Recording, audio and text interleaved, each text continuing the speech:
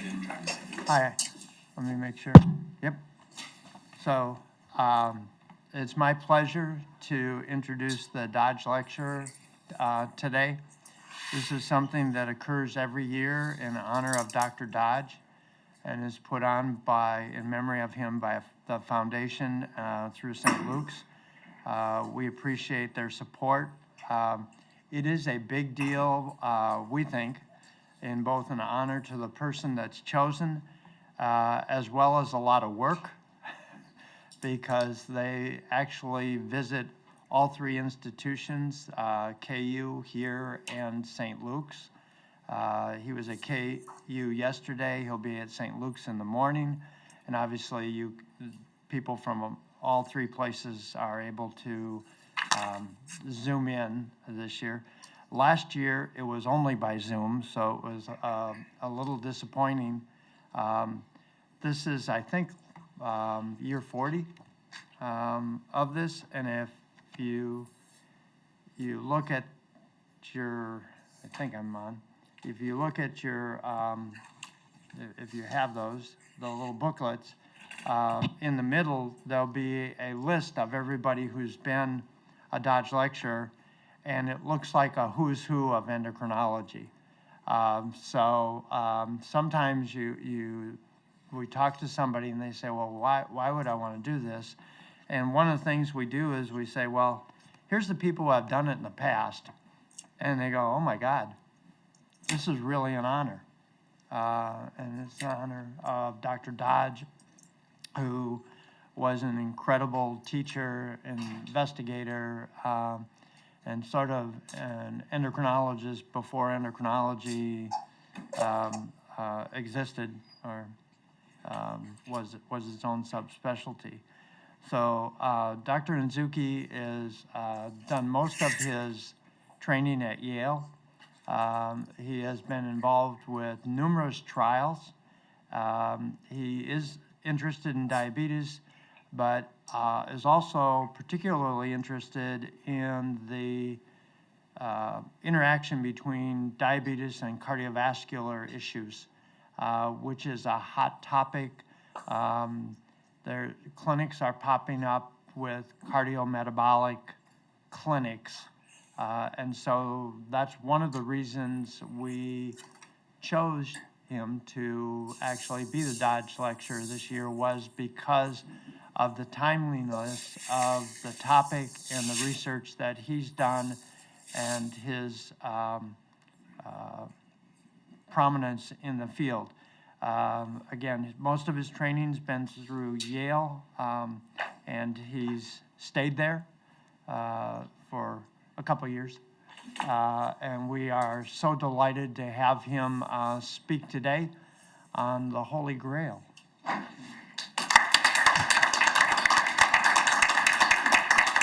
Thank you very much, Lamont. No one else will have me. That's why I stayed at Yale University. As Lamont said, this has been an interest area of mine because I've always wondered why we never truly were able to prove that glucose control in diabetes would reduce cardiovascular disease, which is a crazy thought, right? It's the most common complication of diabetes. It's the reason our patients with diabetes die from coronary disease, stroke, and heart failure. But as I'll take you through this story, we were never able until recently to demonstrate that anything we did as endocrinologists actually bent that curve. The cardiologists certainly were very good at their stents and bypass surgeries, statin drugs, which were originally endocrinologist drugs, by the way, and then blood pressure therapies. But for glucose reduction, which was kind of our line of work, it's been very frustrating that trial after trial was never able to demonstrate that we certainly did a good job preventing blindness and renal failure and loss of limb in terms of neuropathy. But the major complication, as mentioned, cardiovascular disease, not so much. So these are my disclosures. And the way I've structured my comments is to first give you a little bit of information about what has been known about this notion of glucose lowering and cardiovascular risk reduction. There's some surprises here. And then just to make sure we're on the same playing field, I'll review very quickly the current 2021 landscape of type 2 diabetes therapies. It's a increasingly complex pharmacopoeia, but I hope to give you some insights in terms of how to categorize them in your head. And then we'll go through 3 drug classes, 2 of which have now been kind of edified in the guidelines for cardiovascular risk reduction in those patients at cardiovascular risk, the Sglt2 inhibitors and the GLP-1 receptor agonists. If you've heard about these medications, I'll hope to give you a little bit more insights in terms of what their impact is on cardiovascular as well as renal risk. And then we'll take a little bit of a trip back to the future with the thiazolidinediones. I had a dinner with endocrinologists last night. We spent the whole hour talking about this drug class. Some of the older physicians in the audience may remember the heyday of the TZDs, the so-called glitazones, back in the early 2000s.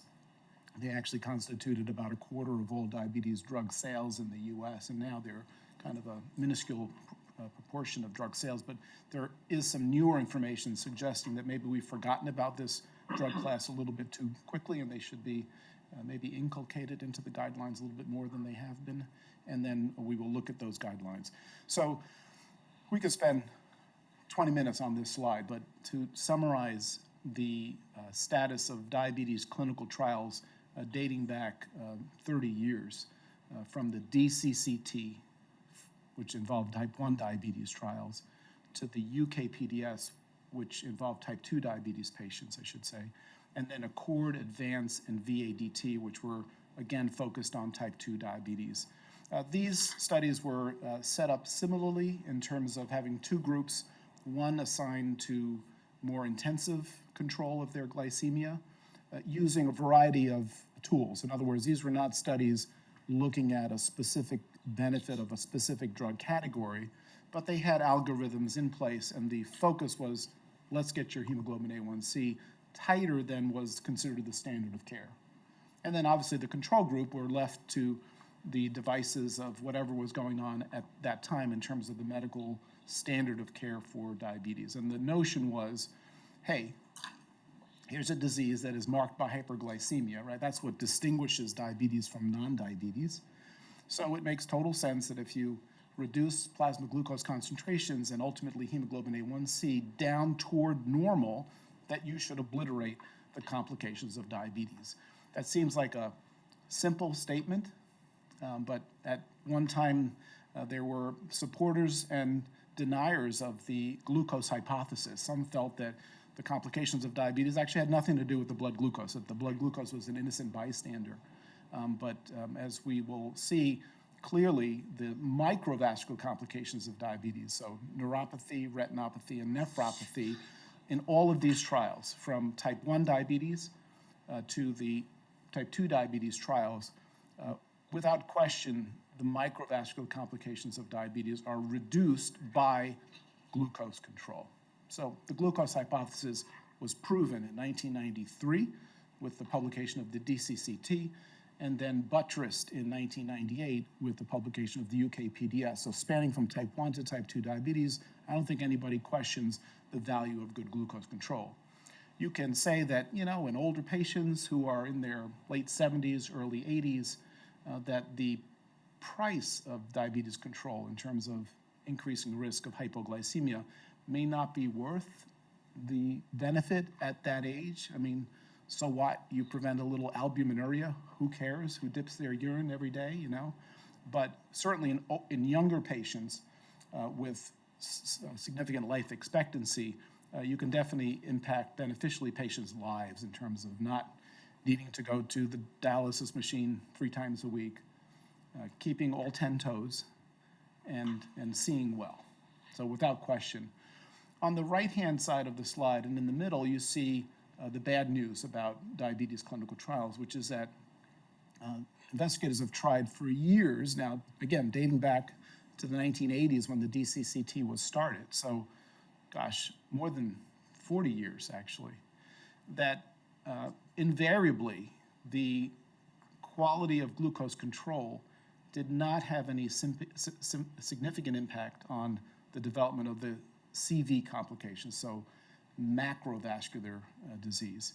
So neutrality was achieved, meaning that irrespective of which arm of the trial you were randomized to, tight control or standard looser control, the CV events were about the same.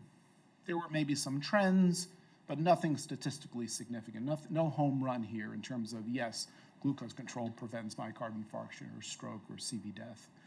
In fact, the ACCORD study, which was actually terminated early, I believe in 2008, because the Data Monitoring Safety Board, Data Safety Monitoring Board, DSMB, that is an independent body that looks at the data in an unblinded fashion in most circumstances, actually detected a puzzling increase in mortality in those patients that were randomized to the more intensive arm of the trial.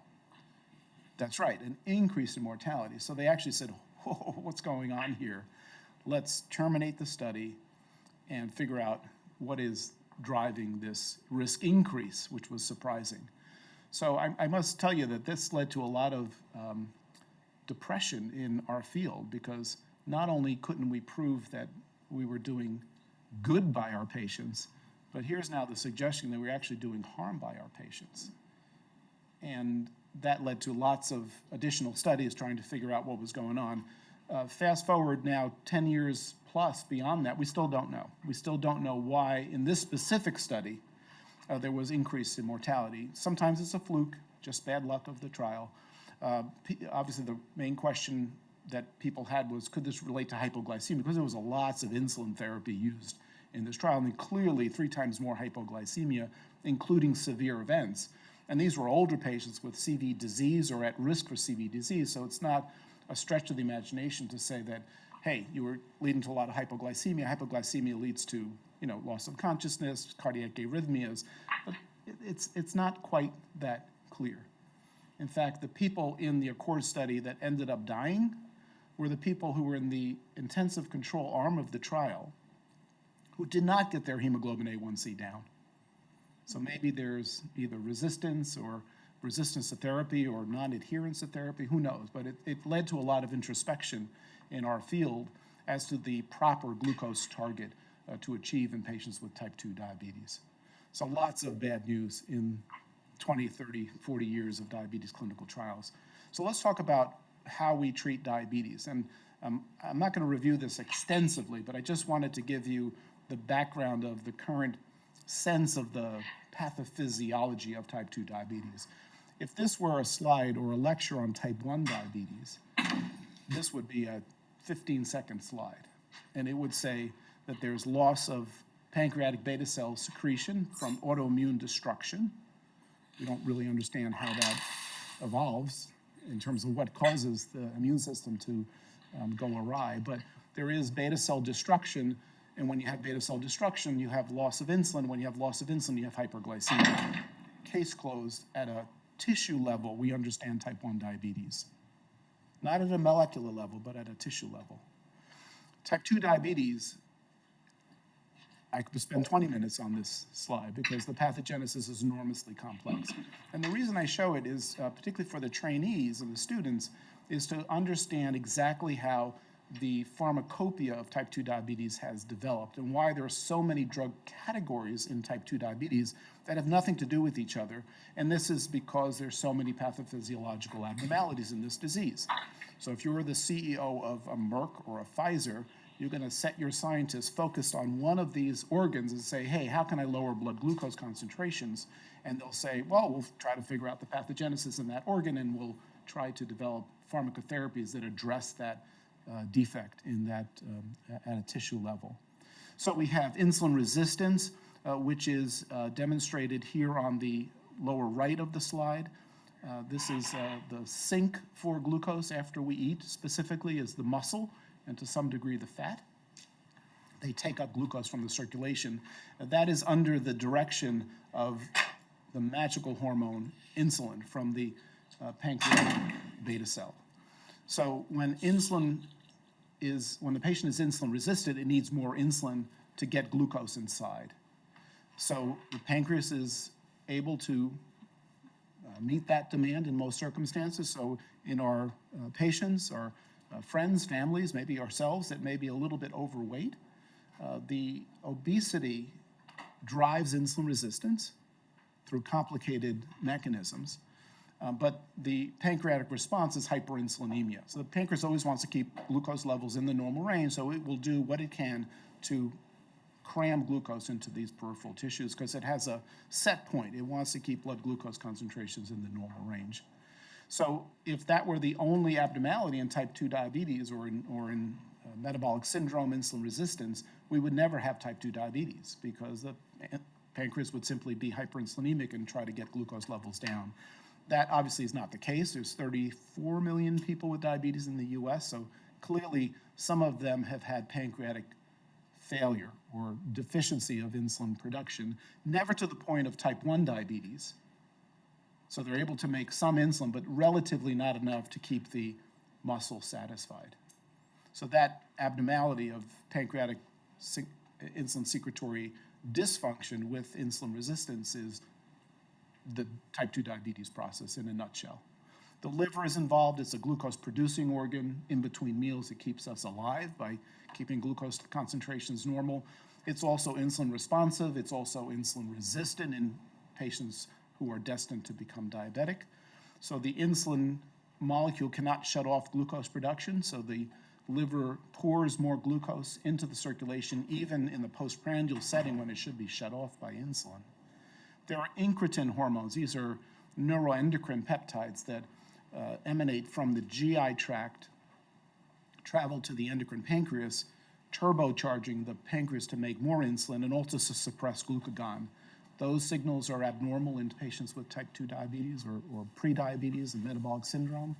And finally, the kidney is also involved. It's a pop-off valve. So if your blood glucose exceeds 180, it's supposed to get rid of glucose. And in diabetes, guess what? It compounds the problem because it only has the pop-off valve set at 240.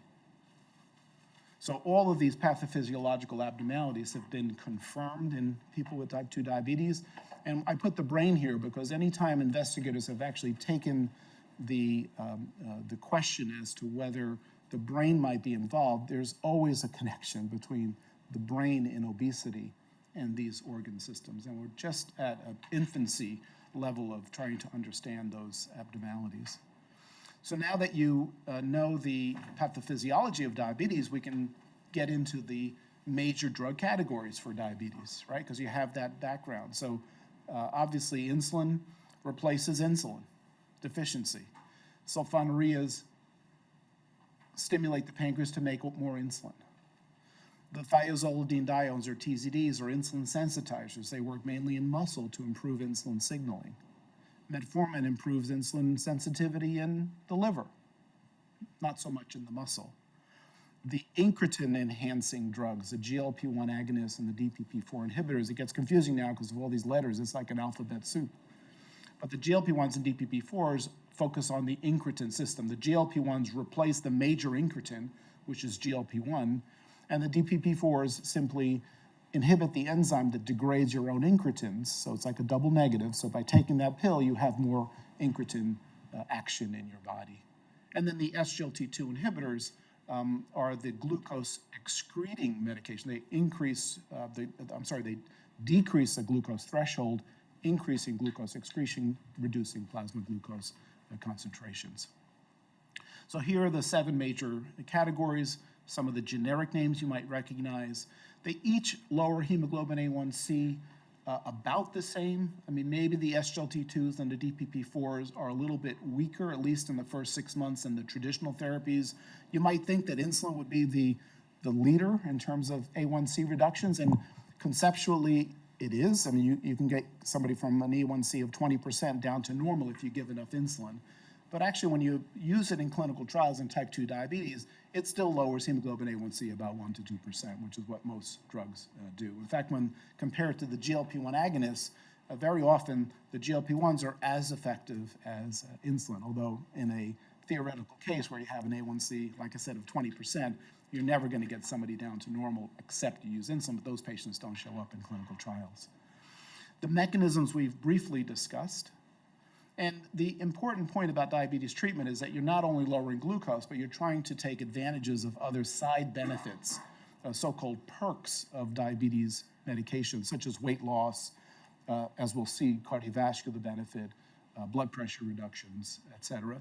And also consider that there are many negatives of diabetes treatments. There's very few lunches there's very few free lunches, I should say, in diabetes management, maybe with the exception of the DPP-4 inhibitors, which are pretty bland drugs. In fact, they're not that effective, as mentioned, but they've become exceedingly popular, less so now with the advent of the Sglt2 inhibitors, but at one point, the DPP-4 inhibitors were certainly surpassing the sulfonylureas, which had a 40-year head start on the DPP-4 inhibitors, and were closing in on metformin sales in terms of what was being prescribed in the US. And the reason being is that, I told you they were amongst the least effective of agents, but the reason that they were so popular is that they were the drug category associated with the least phone calls from patients because they were so bland that patients just had very few side effects. And then let's not forget that there's a significant cost with some of the newer products.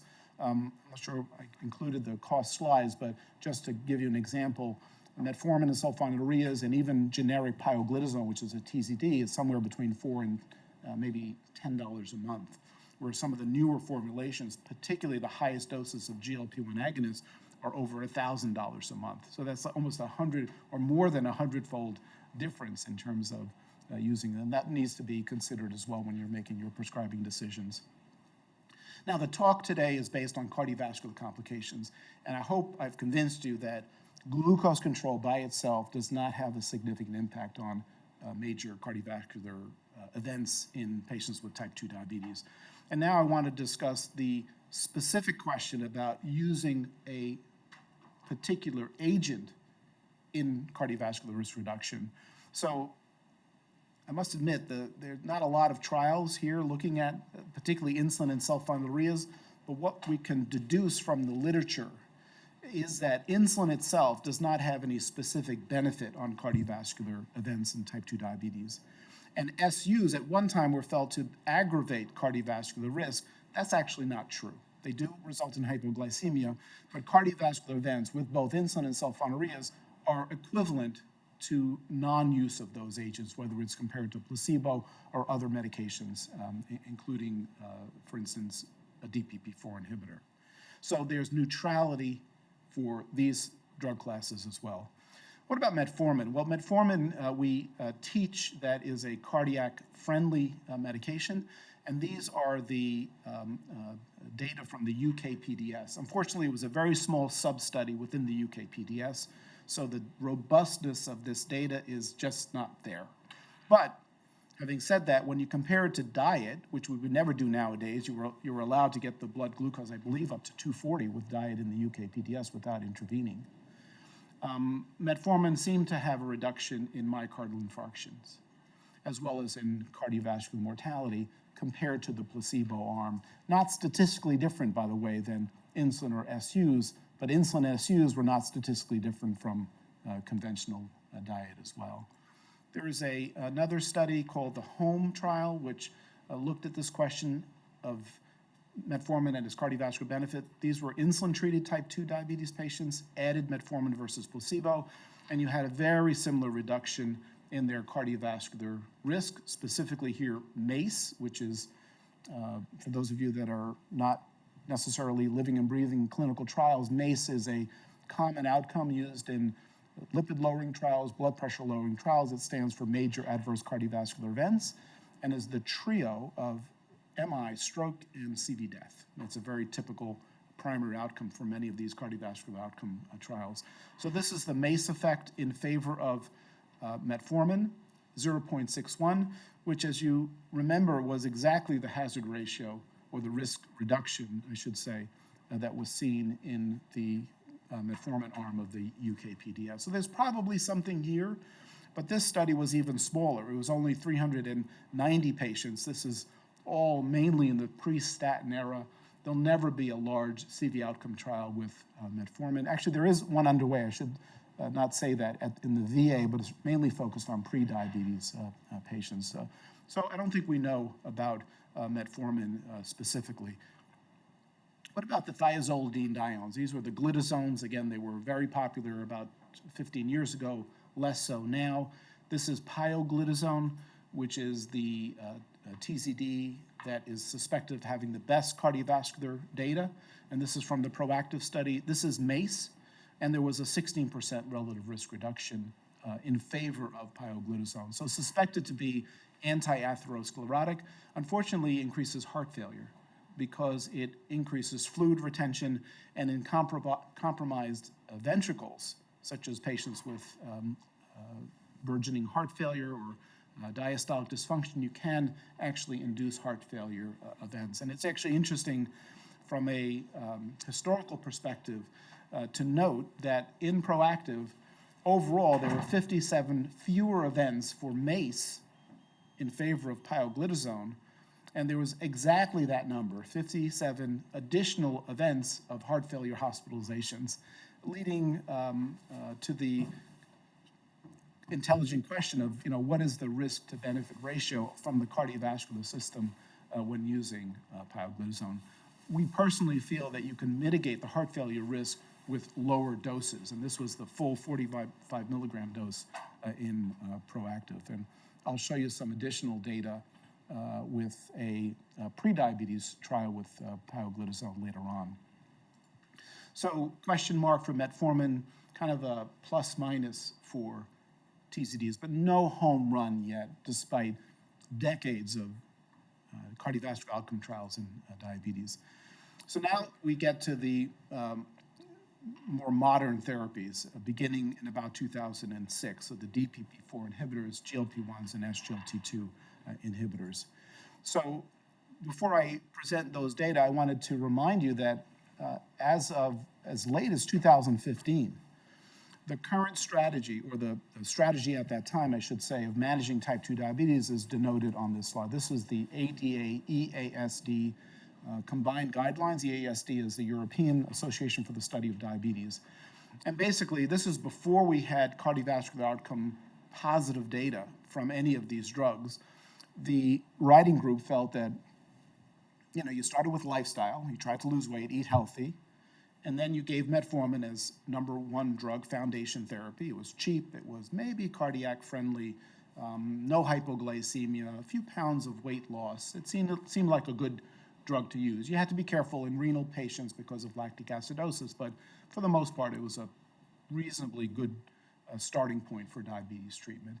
And then we know that if you follow patients long-term with diabetes, they often require layers of therapy because the beta cell dysfunction that I started the talk about continues as people get older. Beta cell function continues to decline, and you need additional therapies to maintain glucose control. So you added a second drug. So combination therapy, just like we use in hypertension, became the standard. So if you were a traditionalist, you would add a sulfonylurea, like glipizide. If you believed in insulin resistance being the fundamental abnormality of diabetes, and you bought into this concept of insulin resistance driving cardiovascular risk, which is plenty of data suggesting that, you used a TZD, as long as you were cautious with dosing and be careful not to use it in patients with heart failure.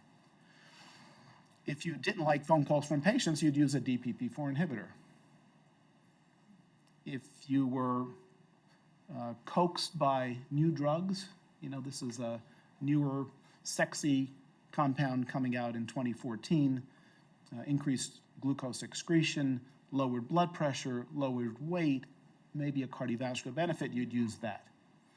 If your patients didn't mind injecting, you try to convince them to use a GLP-1 agonist, particularly if they were obese, and especially if they wanted to lose weight, because this was a drug category that was associated with the most weight loss. And if you thought that the patient was not going to respond for whatever reason to any of these agents, you'd use insulin. And insulin had the advantage of being able to completely titratable, and ultimately you might need to use combination injectable therapies, such as might be seen in a type 1 patient, basal insulin plus mealtime insulin. And we also got familiar with basal insulin plus a GLP-1, which actually that combination is just as good as basal insulin and mealtime insulin in terms of A1C reduction. And because some of the compounds got to once weekly dosing, the choice of the patient was clear. As long as they had good insurance, Would you rather take one injection of nighttime basal insulin and once weekly injection of a GLP-1? Or would you rather have one injection of basal insulin at night and 3 injections of mealtime insulin and having to check your blood sugar before each meal? So what is that? That's 3 times 7 is 21, plus the 7 basals is 28 injections per week, or 7 plus 1, which is 8. So from a patient's perspective, they certainly, as long as they didn't have any GI intolerance to the GLP-1, they would go with that. And from a physician's perspective, you got just as good A1C control. And not only that, you got weight loss instead of weight gain, and you had less hypos instead of more hypos. So it's kind of a no-brainer in most patients. Obviously, there are some patients with very anemic beta cell function, which needed insulin no matter what. So you'd march through from monotherapy to dual therapy to triple therapy and ultimately to combination injectable therapy. But importantly, there was no mention at all in these guidelines about cardiovascular risk. Obviously, you lower blood pressure with ARBs or ACE inhibitors. You lowered LDL with statins. You gave antiplatelet therapy. So it wasn't like you didn't address cardiovascular risk, but from a glucose control perspective, there was no mention of cardiovascular impact of these therapies. And then the world really changed in 2008. And in that year, it was the regulatory bodies that drove the pharmaceutical industry to conduct long-term, big cardiovascular outcome trials, or CVOTs, I may use that acronym, in order to demonstrate, at the very least, cardiovascular safety, if not efficacy. So this was the guidance to industry from the FDA that was released in late 2008 and became enacted essentially in 2009.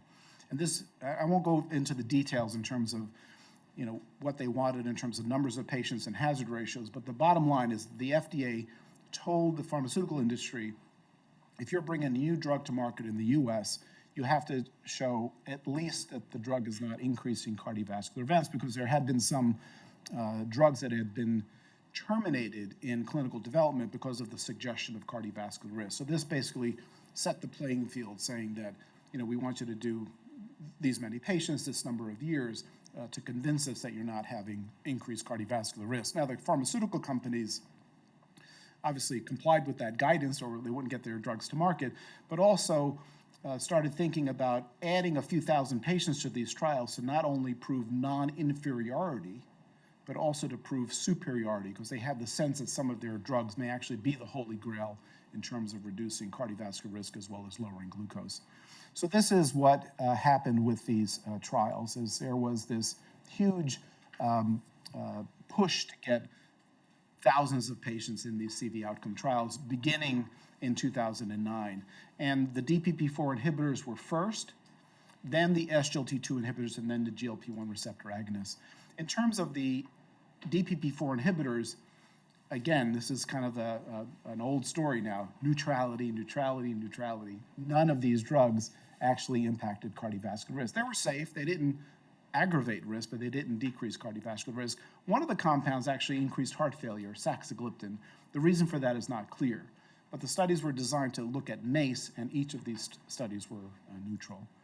And then the second of the categories that came to publication were the Sglt2 inhibitors, and that's what we're going to talk about. Just a reminder, Sglt2 is a co-transporter for sodium and glucose.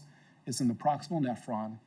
It leads to the reabsorption of all this glucose, which is the same as the glucose concentration in the glomerular, in the blood flow to the glomerulus. So the glomerular filtrate glucose is equivalent to plasma glucose. And if we didn't have these transporters, both 2 and 1, we'd be glucosuric all the time. In fact, there are genetic mutations of Sglt2, and patients walk around, they're peeing out glucose. They're not predisposed to obesity or diabetes, interestingly, and their kidneys are totally healthy. If you block Sglt2, you increase glucose excretion, about 300 calories per day, and absorption is blocked, so excretion is enhanced and plasma glucose levels come down without hypoglycemia, because the body has mechanisms to prevent hypoglycemia in terms of reducing insulin. And several cardiovascular risk factor benefits. Not to say that this was proof of cardiovascular event reduction, but seemingly blood pressure, weight, triglycerides, maybe these had some hope of being that holy grail. And some risks like genital infections because of glucose in the urine, particularly in women. Initially, some concerns of UTIs. I think that concern has abated. Interestingly, DKA occurred when clinicians started using these medications in type 1 diabetes patients who shouldn't take these medications, at least at this point, because of alterations in fat metabolism and an increase in ketosis events, and they're euglycemic because glucose continues to come out through the urine. So it can be very misleading to the emergency room physician to see a patient who looks dehydrated as if they're in DKA, but with a normal plasma glucose concentration.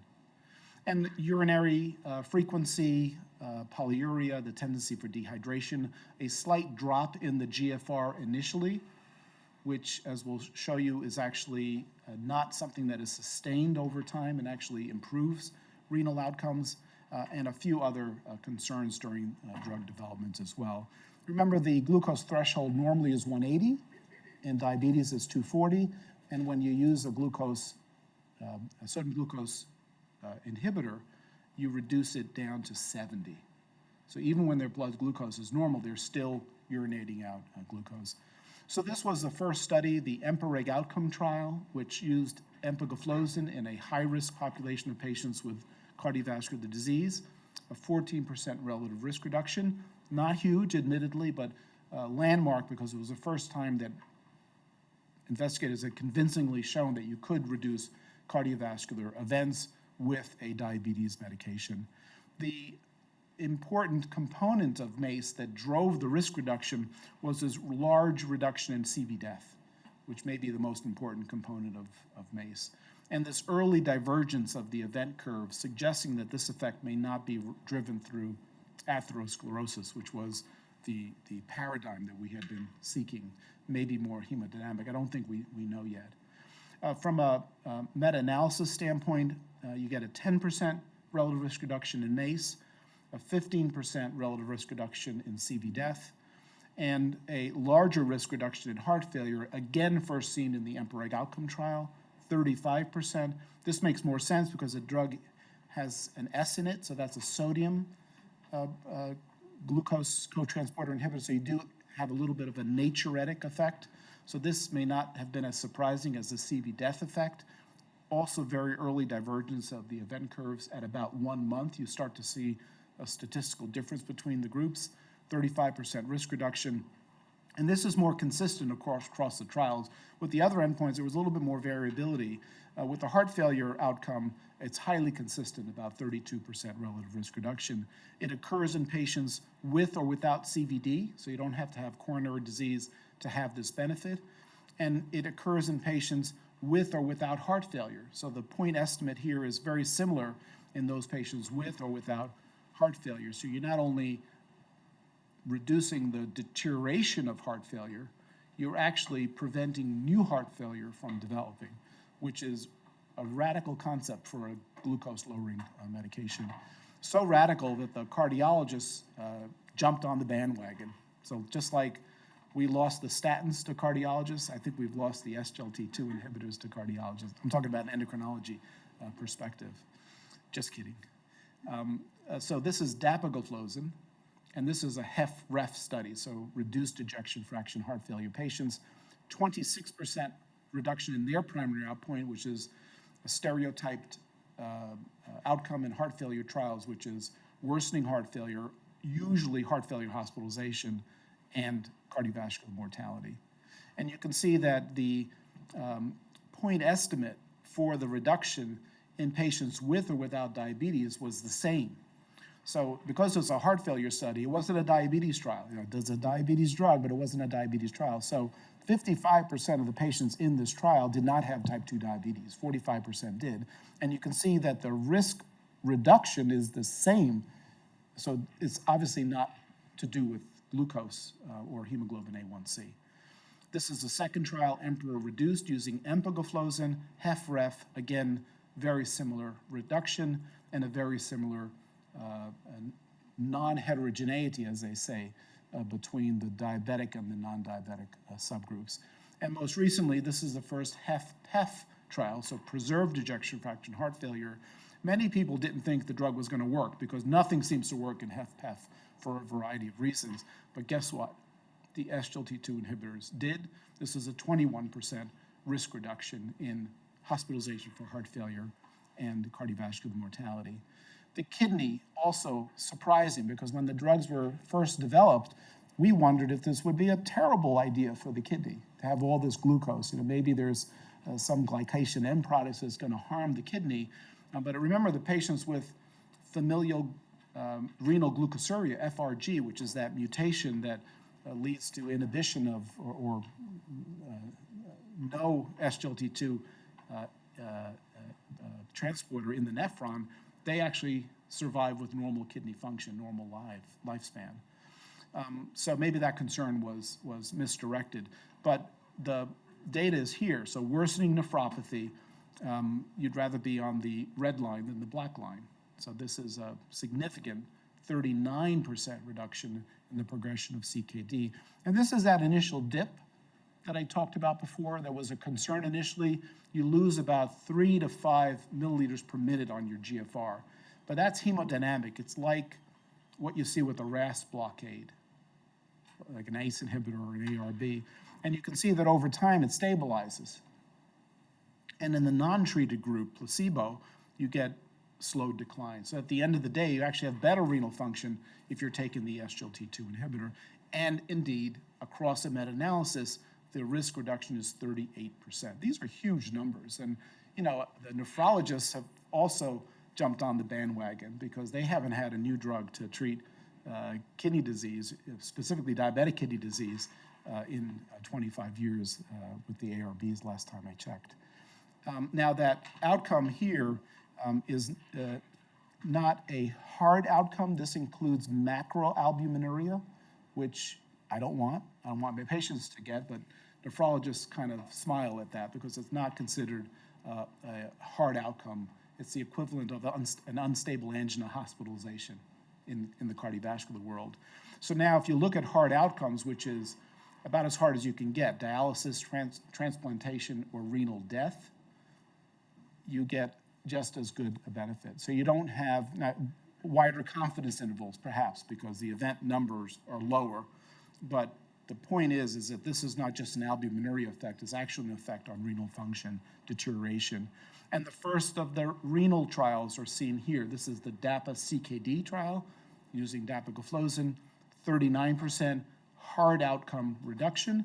And just like with Emperor series and DAPA-HF, they recruited patients with or without diabetes. Now, because they mandated albuminuria as an enrollment criteria, you were enriched with diabetes patients. So instead of the 55-45 non-DM to DM ratio in DAPA-HF, in DAPA-CKD, it was more like 2/3, 1/3, 2/3 patients with diabetes.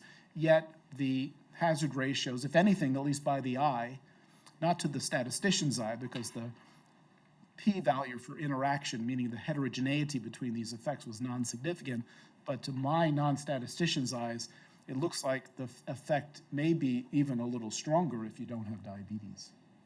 So Credence was a third trial, but that was solely in diabetes patients. We talked about DAPA-CKD, large benefits. EMPA-KIDNEY is next. That'll be out next year. And this will be interesting because albuminuria is not necessarily mandated in that trial. So lots of benefit. There's an outlier with erdagliflozin. I'm not sure exactly why, but most of the Sglt2 inhibitors have had a cardiovascular benefit. And the last one would be the GLP-1 receptor agonists. This is a different axis. This is the neuroendocrine secretion from the GI tract, which is the first organ to interact with food, sending signals to the pancreas that activates beta cells to make more insulin, suppresses alpha cells to make less glucagon. And that's a good thing for blood glucose concentrations. A reminder, DPP-4, remember the DPP-4 inhibitors, is the enzyme that chews up our own incretin. So if you inhibit that enzyme, as I mentioned before, a double negative, you increase your endogenous GLP-1. and a second incretin peptide called GIP, glucose-dependent insulinotropic peptide. But this pales in comparison to a GLP-1. You're giving pharmacological doses of the GLP-1, which explains some of the GI toxicity in terms of nausea and in some circumstances vomiting if you increase the dose too quickly. We certainly don't have time to talk about the decades now of studies of GLP-1 and all the tissues that express GLP-1 receptors. They are in the heart, so there may be a cardioprotective effect in the heart. It decreases appetite in the brain. It slows gastric emptying that relates to the nausea that patients experienced. I'm not sure if I've signed out from. I hope I haven't signed out from the Zoom. Have I? I don't think so. Minimize. Okay, my Zoom is still open, so I'm not sure why I got that. Anyway, and there are effects on the pancreatic beta cells and alpha cells, as mentioned. And again, like with any medication, you have benefits, you have risks, but lots of the potential for cardiovascular risk reduction in terms of larger reductions in weight, effects on lipid metabolism, reductions also in albuminuria, but some risks in terms of the GI toxicities, the fact that most of these compounds are still injectables. When they first came out, they were all injectables, which is not necessarily popular for patients. Question of pancreatitis risk and medullary carcinoma, but only in laboratory animals, has not been shown in humans at this point. So right now, the landscape of GLP-1s are shown here. The three that are available in the US that have shown cardiovascular risk reduction are liraglutide or liraglutide, dulaglutide, and semaglutide. And the Dula and Sema products are weekly formulations. This is the original study, 13% relative risk reduction using liraglutide in liter, very similar to what you see with the Sglt2 inhibitor. Across the spectrum of the GLP-1s, this is now an 8-study meta-analysis just published 2 months ago, 14% MACE reduction, 13% CV death reduction, 10% MI reduction, all statistically significant, and a larger effect for some reason in stroke. So in stroke patients benefit, or I should say not stroke patients, but patients to prevent stroke seem to benefit the most in terms of the 17% relative risk reduction. And this is across the board, no matter what subgroup you look at, weekly versus daily formulations, people with or without CVD, older patients, more obese patients. There is no statistical heterogeneity, so it seems to be a benefit in all these subgroups. Mortality reductions of 12%. Heart failure does go down about 11%, statistically significant, but less than a third of the benefit you get from the SGLT2s. And there's also a renal outcome, but if you remove the albuminuria component, remember the heart outcome, your results are not statistically significant. So maybe this may require more time, but it's certainly not as good, just like with heart failure, not as good as the Sglt2 inhibitors. So a little bit more heterogeneity between these trials. There have been a couple of negative trials. One of the compounds is no longer available because of marketing issues, and we're now mainly dealing with Lira, Sema, and Dula in this country. Sema and Dula, as mentioned, are weekly, whereas Lira is a daily formulation. There's this new compound that is in investigation. It's a combined activator of GLP-1 and GIP receptors called tirzepatide. And here I show, because I've never seen results like this in diabetes trials. So the mean A1C at the end of the study, from a mean starting point of 8.3, I believe, or 8.4, was at the highest dose down to 5.8%. Almost approaching not only the non-diabetic range, well, you can't use that terminology if you're treating with the diabetes medication, but almost in the lower than the pre-diabetes range. It's extraordinary. And 2.5% reductions in A1C, and that's driven by this huge reduction in body weight. So you get a 12-kilo loss, which is a 13% reduction in body weight. So if you think about that, that's 27, 28 pounds, which is starting to flirt with the lower bound of the confidence intervals for what you get with bariatric procedures. Not as good. I'm not saying it's as good as bariatric procedures where you can see 50 to 80 pounds, but certainly with bands, this will start to compete. And this may not be plateauing. So we may be able one day to offer patients pharmacological therapies, admittedly expensive and potentially lifelong, that start to compete with the lower end of what you get with bariatric procedures. So neutral, positive for the cardiac benefit, for the GLP-1s, also for the SGLT2s, with the additional renal benefit of the SGLT2 inhibitors. So I wanted to just, before I conclude, give you this little peek to the history of TZDs and some new information regarding their cardiovascular benefit. So I won't get into the sordid history of what's happened to the TZDs, but lots of concerns about side effects in the early 2000s, and they're now down to about 5% of diabetes drug sales from a peak of about 25% in 2006, 2007. We were stupid enough to begin a pioglitazone study right before all those adversities became known. So this is a very difficult study to complete because of concerns of investigators and patients. So I'm always amazed we're able to actually finish this study in the face of all the bad press about pioglitazone. But we took stroke patients who did not have diabetes but had insulin resistance. This is an equation looking at their insulin and their glucose levels. And those patients with the highest insulin levels have the highest HOMA value, and we included them in the studies if they had insulin resistance based on the HOMA. We randomized them to pio versus placebo over 5 years.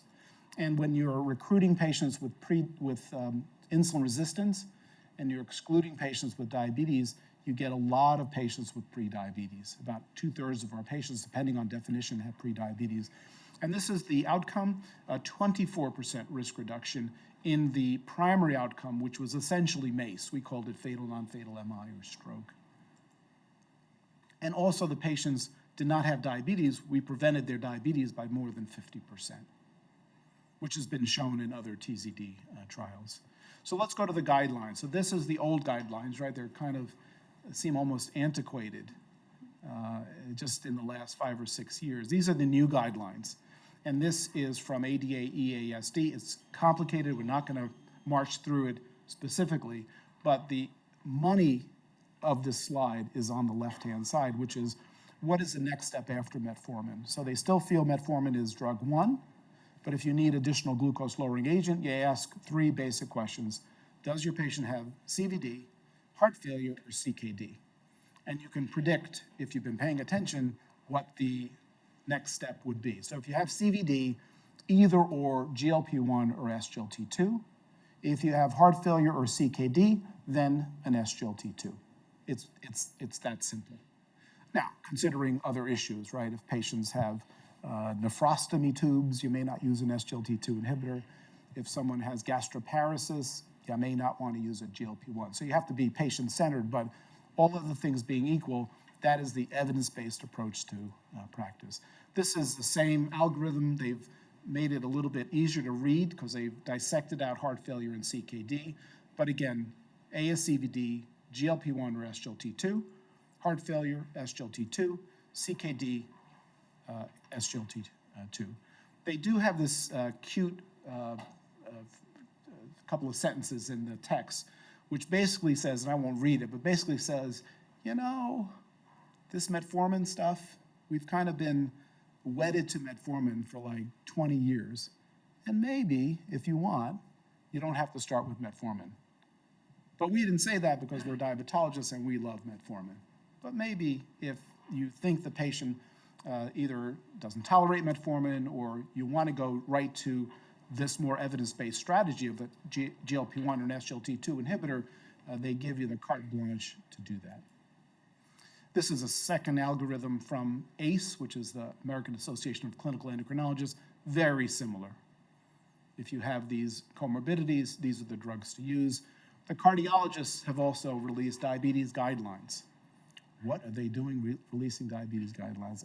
We don't release coronary artery disease guidelines, but I'm teasing, but it actually is interesting. We've done a study with Dr. Kozabarot, who's here in Kansas City, and we showed that if you are a cardiologist, either in New Haven, where I come from, or in Kansas City, you see 4 times as many diabetic patients with CVD as does a diabetologist or endocrinologist. Now, that might be simply that there's 4 times as many cardiologists as endocrinologists. If you have heart failure, your chances of seeing a cardiologist are 8-fold more frequent than seeing an endocrinologist. So clearly, if you want to change practice, you got to speak to cardiologists. They have to understand the data and be bold enough to, at the very least, make suggestions to their primary care colleagues or even their endocrinologists to adjust the therapy in order to take advantage of the cardiovascular benefits. So here they're pushing the envelope a little bit in that they say drug-naive patients should just go to the SGLT2s or GLP-1s, forget about metformin. And the diabetologists don't say that, but they kind of hinted that that may not be a crazy idea. So I'm going to summarize, and I thank you for your attention. The first point is that correcting the major defect of diabetes, which last time we checked was glucose, hyperglycemia, doesn't do all that much for cardiovascular disease risk reduction. In terms of the older agents, SUs, insulin, no effect. Metformin, maybe. Data set, small, not robust. TZDs, confusing. Maybe an athero benefit, but a heart failure risk, so not a clear home run there. So in 2008, FDA started mandating, show me the money, tell me that your diabetes drug is not only lowering glucose, but at least safe for the heart. And the first series of these trials with the DPP-4 inhibitors showed that they were safe but not effective in reducing cardiovascular risk. In contrast, 2 drug categories, SGLT2s, GLP-1s, have clearly demonstrated modest reductions in cardiovascular events, large reductions for the SGLT2 inhibitors for heart failure hospitalization and the progression of CKD.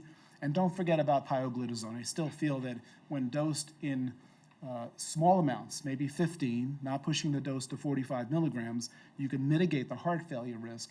And I feel there's still a potent anti-atherosclerotic effect of this medication, and maybe it requires a second look.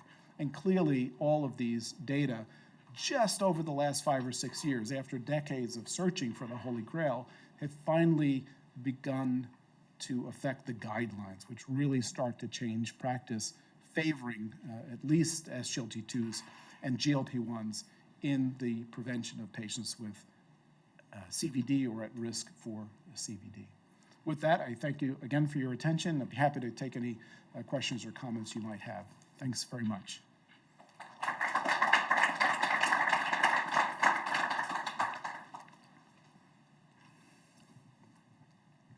Yes. Thank you for the outstanding lecture. Really enjoyed it.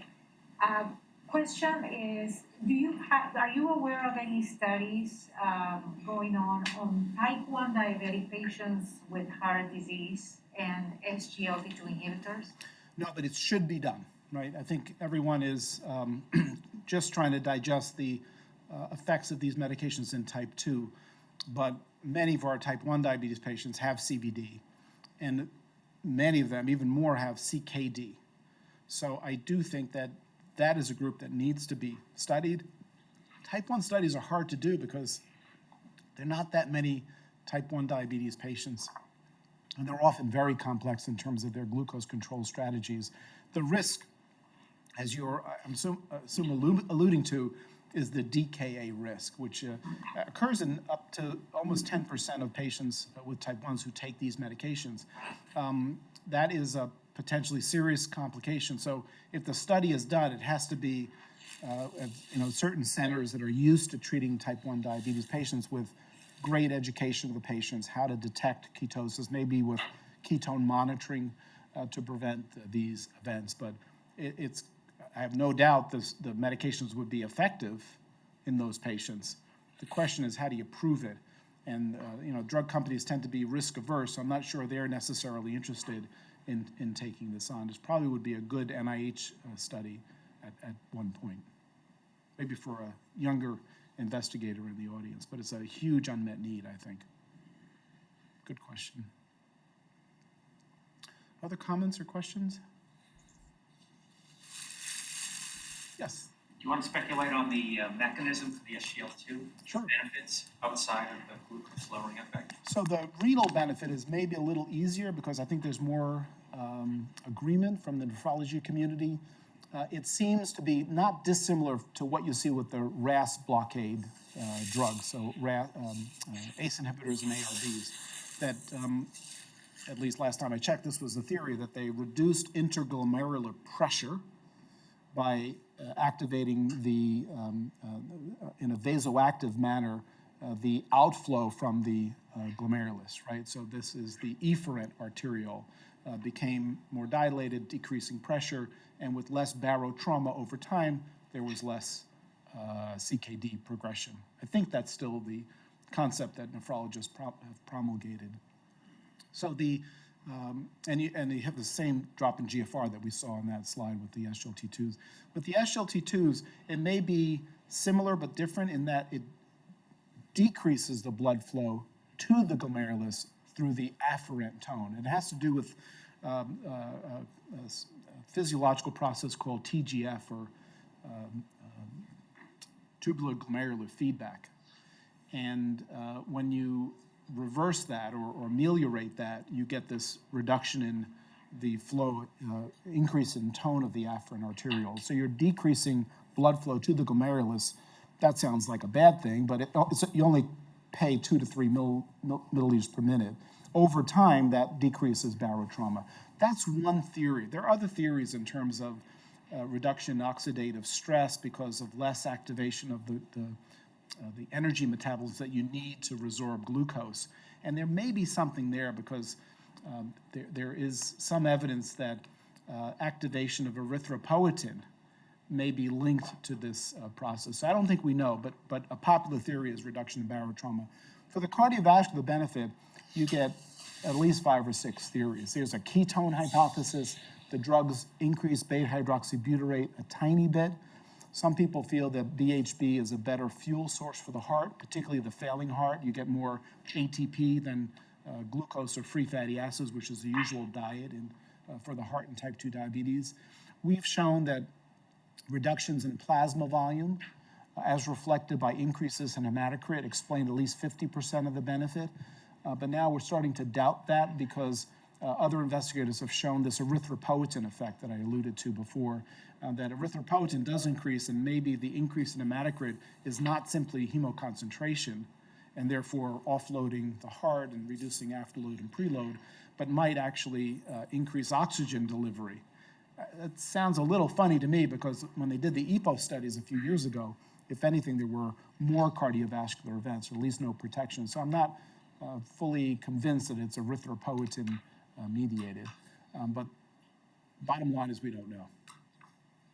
Just to jump on that same question, one of the questions I've been asked when I've talked about this is that whether there should be, we should be cutting down the furosemide in half when we lose that SGLT2. Yeah, it's not that powerful a diuretic. It's a modest diuretic that has a sustained effect, whereas you don't have the normal neurohumoral compensatory mechanisms kick in. So when you use a furosemide, you get plasma volume reduction, but by the end of a week, you're back to square one because of ADH, aldosterone, catecholamines, et cetera. You don't seem to get the same activation of those counter-regulatory effects. And the reason for that is not clear. It may be tricking the kidney because you're blocking sodium, you're increasing sodium delivery to the important macula densa, and the macula may be tricked into thinking that the patient is volume replete. And maybe that plasma volume reduction, without the negative connotations of plasma volume reduction, is the secret to the SGLT2 inhibitors. But your question is about what do you do with diuretics, which I'm avoiding because we don't know. But I think the most common sense approach, I'll give you 2 bits of information. There was a review article about 4 years ago by a cardiologist from Canada that had a very solid recommendation. If your patient is wet, you don't decrease. If your patient is dry, you do decrease. If the patient is euvolemic, you don't decrease, but you follow closely. Logical? It's never been tested in a clinical trial. And the last bit of information I'll give you is that I was involved in the Dapagoflozin trial, and I was terrified that these patients who had HFrEF with mean LVEFs of around 30%, I believe. So these patients had, real reductions in their LVEF, and they were all on loop diuretics, or the vast majority were. And I was terrified that we're going to give this new diuretic to these patients, and we were going to have a lot of AKI, and we didn't. In fact, you had less AKI in the Sglt2 inhibitor group, and the investigators were allowed to modulate the diuretic dose, but we actually looked at what they did. Most of them did not, and these were heart failure cardiologists that are very skilled in managing, extracellular fluid volume, I would assume. And the class effect? That was a class effect with all the SGLT2s or just with the DAPA? Heart failure hospitalization reduction, or? No, I'm talking about when you didn't see the AKI. Oh, yeah, okay, sorry. Yeah, other studies, all the studies that have looked at AKI have shown a 20 to 30% reduction in AKI. So there's something about the medications that, preserve renal energy somehow to withstand insults, because they all had insults, they all had influenza or GI bleeds, and they were all placed on contrast nephropathy. They all were predisposed to events of AKI, but something about being on Sglt2 inhibitor protects the kidney, even though it has diuretic properties. I don't understand it, but those are the data. Yeah. I don't know if you're in a position to know this, but is there any reason to believe that the manufacturers for these SGLT2 inhibitors saw this cardiovascular CKD benefit coming, or is this something that they were very pleased to find out and now have taken a much more aggressive I can approach? actually answer that question, because I was involved in the EMPEREG outcome trial, and at the beginning of the trial, when we were just putting together the trial, I must say, number one, I think I told either yesterday morning or yesterday evening that I am proud to have lost a very expensive bottle of champagne on the EMPEREG outcome trial. So I bet one of the company representatives, this is a company-driven trial, we were the academic steering committee, but it was driven by the Boehringer Ingelheim. And because I didn't believe, because I was jaded by, my first 20 slides showing that you can't do anything for cardiovascular events. So I said, I'll join the trial just because it's an interesting drug, and I was interested in Sglt2 inhibitors and cardiovascular risk reduction, but there ain't no way this drug is going to be it. You pee out a little glucose, how is that going to help your heart? So we bet a very expensive bottle of champagne, and I lost, and it was the best bet that I've ever lost. And I will tell you that when we set up the trial, it was simply a safety trial. We were simply trying to satisfy the FDA's demands for safety. So when you do a safety trial, this is a little bit of inside baseball, but when you do a safety trial, you only have to recruit about 3,000 patients. Just in terms of the events, trust me, it's only about 3,000 patients. And that is because you're trying to demonstrate what's called non-inferiority. It's a funny phrase, but you're trying to say that this intervention isn't any worse than the traditional intervention. Sounds crazy, but that's what you do a safety trial for. And then in the middle of the trial, and this is all documented, it's all available in the public domain. In the middle of the trial, the company had some data, and I forget exactly what it was. It may have been some subgroup analyses from some phase 3 trials that they started thinking that this may actually have a cardiovascular benefit. I think it was a reduction in blood pressure in one trial, the reduction in albuminuria, the reduction in triglycerides, that somebody at the company said, you know what, as long as we're spending this much money to do this 3,000 patient study, let's double the sample size and let's go for superiority. This is now at least a year into the trial. And I actually remember this rapidly put together teleconference that they said, hey, listen, we're thinking about changing the charter, which is the Bible of how the study is done.